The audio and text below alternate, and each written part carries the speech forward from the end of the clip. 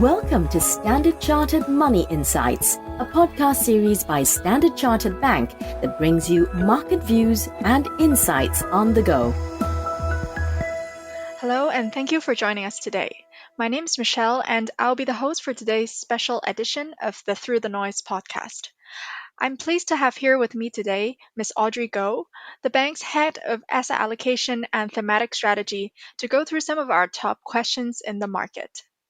Okay, so quite a lot to go through today, Audrey. Perhaps let's start with the equity markets.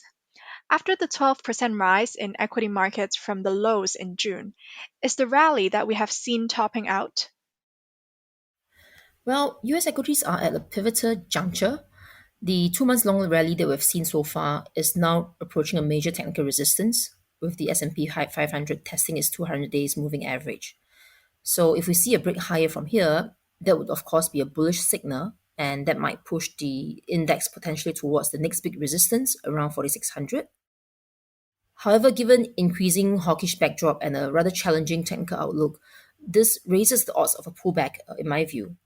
And the key challenge here is, for major developed markets over the next 3 to 6 months actually stems from aggressive or over-aggressive central bank monetary policies. If we look at the past week, we have seen UK inflation rising above 10% for the first time in 40 years. And the Bank of England also expect the UK inflation to remain in double digit for quite some time, implying that it will likely remain hawkish even though the economy contracted in Q2. And similarly, the Reserve Bank of New Zealand delivered a 50 basis point rate hike to 3% this week and also turned more hawkish in its forward guidance. It now expects its policy rates to rise to 4% by early 2023 versus previous estimate of 3.7%. And let us also not forget the Federal Reserve, where in its July's minute, it basically highlights that it is considering further policy tightening until inflation declines substantially. So overall, if we look at the global inflation backdrop, it is not that constructive, and major central banks, perhaps with the exception of PBOC, are likely to remain quite singularly focused on taming inflation before they even consider to slow or pause rate hikes.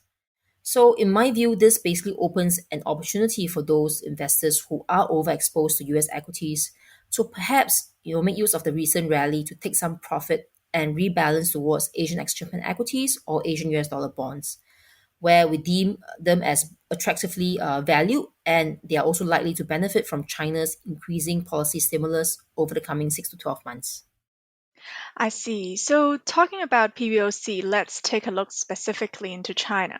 So, China undertook a rate cut of 10 basis points this week, which surprised the market. What are your thoughts on this and any implications for both Hong Kong and China equities? So the BBOC cut its 1 year medium-term lending facility rate, or in short, MLF, by 10 basis point in a surprising move this week. And this came after a series of disappointing economic releases and will likely be closely followed by cuts to their loan prime rate as well, which is the benchmark rate used by banks for mortgage as well as infrastructure lending.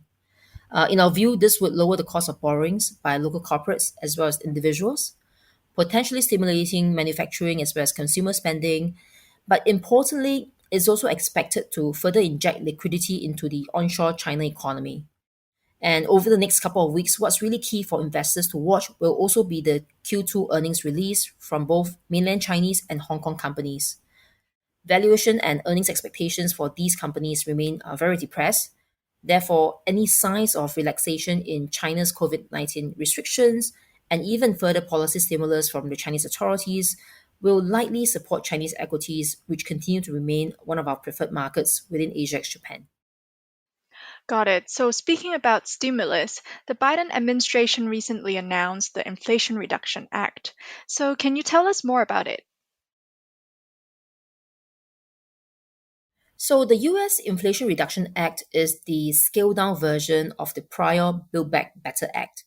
This act is designed to reduce federal deficit and lower inflation through reducing healthcare costs as well as investing in domestic energy production and clean energy solutions. This act on its own represents the single largest investment to addressing climate change in the US history. By some estimates, it is expected to reduce the federal deficit by about 300 billion over the next 10 years. But in terms of near-term impact, very much limited in terms of US near-term growth and inflation outlook. There are, however, potentially big ramification in the areas of energy security as well as climate change. The estimated investment amount of 369 billion is planned to increase cleaner energy production as well as reduce carbon emission by 40% by 2030. And some notable provisions within the Act include tax credits for zero carbon power projects, power plants, incentives for electric vehicles, as well as the building out of clean energy manufacturing facilities in the US. So overall, we deem this bill as positive from our long-term theme on climate change, particularly relating to clean energy, green capex and infrastructure, as well as on the electric vehicle themes. While these themes have rebounded in tandem with the broad equity market in recent months, overall, if we look at the valuation, they are still reasonably fair relative to their historical averages. Hence, in our view, investors could look to add some exposure to these themes on any pullback. Got it. So, with the rebound seen in risk assets across both equities and bonds, what about US high yield? Is your bullish outlook on US high yield bonds still valid? Well, US high yield bonds have delivered nearly 7+% return since the end of June, and that's largely driven by the over 150 basis point decline in yield premium. So near term, the relative attractiveness of US high yield bonds have reduced somewhat, but that being said, we believe that they continue to look quite attractive on a longer term basis. For one, earnings has been a lot more resilient than one expect. If we look at the latest earnings season, US corporate earnings have not only surprised on the upside, but management forward guidance was also more upbeat than expected. Second, if we look at the overall demand supply dynamic, they remain quite favorable. We expect net new issuance in terms of US high yield bonds to contract by nearly $100 billion this year.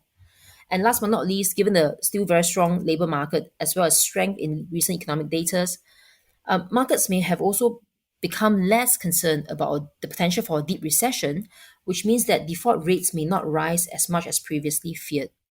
So combining all these three factors that I mentioned earlier, we do believe that US high yield bonds is rather attractive, though we would wait for probably a better entry in terms of adding exposure. I see. So, perhaps let's move into FX. We have seen US dollar moving higher in the recent week, though still a large trading in a broad range. So, where are the opportunities in FX markets under a range-bound US dollar?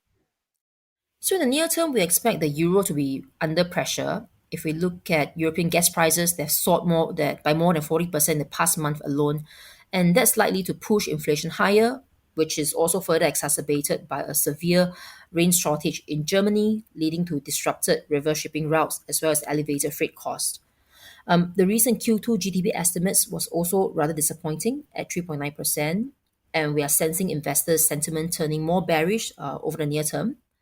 But on the other hand, if we look at the Aussie dollar, it looked fundamentally quite attractive with very strong terms of trade driven by elevated commodity prices this year.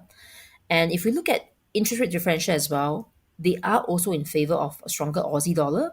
And once concern over the Fed tightening cycle as well as the potential growth slowdown becomes increasingly priced, we do expect the Aussie to likely rally.